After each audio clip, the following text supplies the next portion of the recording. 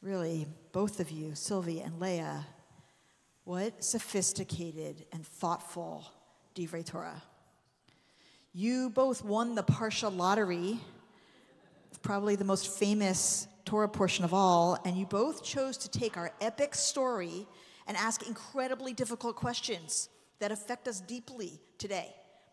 My challenge is to respond to you both on your massive theological questions, while also addressing the fact that it was Tu B'Shvat this week, and today is Holocaust Remembrance Day, and that it is Shabbat Shirah, and of course, I need to address the war in Israel-Gaza, and this will be, I believe, my 14th sermon on that topic.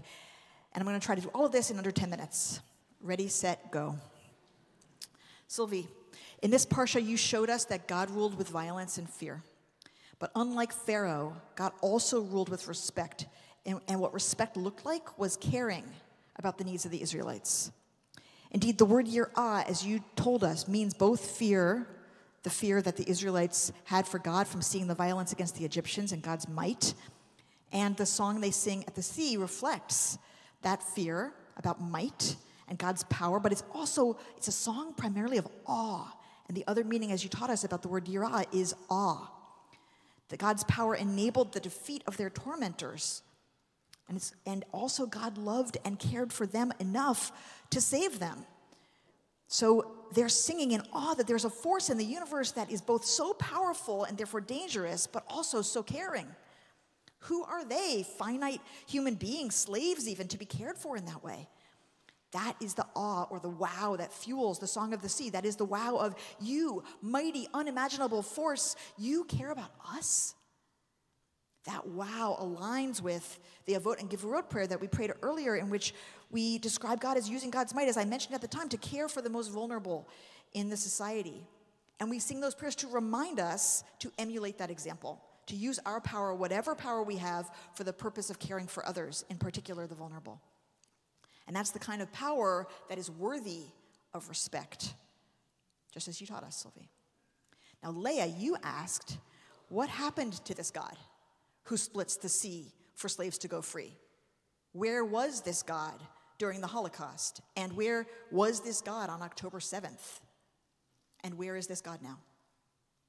And as I mentioned, this is Holocaust Remembrance Day, the anniversary of the liberation of Auschwitz-Birkenau. And on this day, we remember the 6 million among our people who perished at the hands of the Nazis. Now, Leah, you brought us four post-Holocaust Jewish theologies to address this central theological problem that our people have lived with since those dark days, and in some ways forever. And together, the thinkers you brought offered multiple theories. Perhaps God refrains from intervening in human affairs in order to preserve free will. Perhaps God cannot intervene in human affairs because God has limited power. Perhaps God is not limited, but an absolute in covenant with us, and God's inaction is simply mysterious or inexplicable. And finally, perhaps God is not a power outside of us, but the ground of our being, a presence within and expressed through every living thing. You then gave us your theology, a persistent belief in an absolute God, along with a recognition that our concepts of God and our practices in worship of God need to change as we change. I would argue that the God of the time of Torah is not at all dead, but very much still present. And we, however limited we are continually changing. We are changing in our perception and in our ability to apprehend what, who, and how God is. Our ancestors saw and heard differently than we do now. They focused on different questions and qualities, had different needs and different language and concepts through which they understood the world. And the rabbis of old tell us that the Torah was written in human language, meaning that the Torah was written for our limited minds and our limited ability to understand. An example, conveniently, is Tu B'Shvat, the holiday on which we celebrate trees. Originally, we understood this holiday to be commanded of us as a way to give a percentage of the produce that we enjoy, the produce of trees, back to the temple, basically to remember that all of our food comes from God, and to express our gratitude for and dependence on God by returning a percentage of God's gifts. Later, this holiday became an expression of our mystical awareness of God's qualities in all creation, qualities like loving kindness and might and power that we've been talking about this whole service, Our mystical ancestors saw those qualities expressed through God's design of fruits and nuts, and also of God's design of human beings. And they made Tu B'Shvat a celebration of those mystical qualities. And now, this generation experiences Tu B'Shvat as an opportunity to recognize that as human beings, our domination of nature is imperiling us. And that instead, we and trees are interdependent, part of a single living system suffused with God's presence. So just through the lens of Tu B'Shvat, we can see how we have changed from hearing God's voice telling us about a hierarchical relationship with trees, to a mystical relationship with trees, to now seeing God's presence within a relationship of interdependence between humans and trees, a relationship that requires teshuvah from us and healing. Okay, back to the Exodus and the Holocaust and October 7th, and the question of where is God now? I am not a literalist when I read the Torah, but even if we take this Torah story literally, I want to remind us that the Israelites were enslaved for 400 years before God got visibly involved. We don't know a lot of the details of those 400 years. In the beginning of them, we know that Torah tells us that the population continued to increase despite the oppression, but that Pharaoh responded by that increase by imposing even worse forced labor that was so difficult that the Israelites' lives became totally disposable, and many died under the burden of the bricks and the mortar. And then Pharaoh decreed a policy to murder all of the Hebrew baby boys, 50% of the population. We don't know how many babies were murdered in those years, or how many workers were whipped to death or died building Pharaoh's cities. We don't know how long or for how many generations the people wondered, where is this God that our ancestors told us about? Where is this God that seems utterly silent and absent? We do know that by the time Moses showed up, speaking on God's behalf, the people did not believe that this God was real. It's possible that by the time the people stood at Sinai, stood at the sea in our Parsha, ready to walk to freedom, only a small fraction of the original population remained.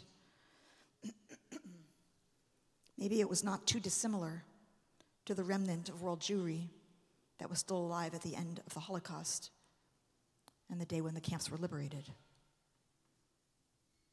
We tend to tell the Exodus story as God taking us out with a strong hand and an outstretched arm, as if the Israelites didn't do much.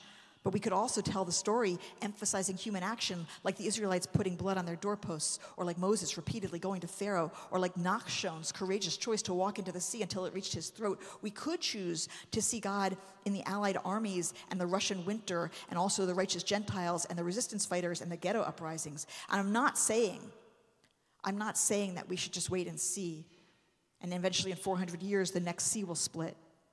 On the contrary, I'm saying that the message of this story is that behind everything, there is a force for justice and freedom in this world, even when it seems utterly absent.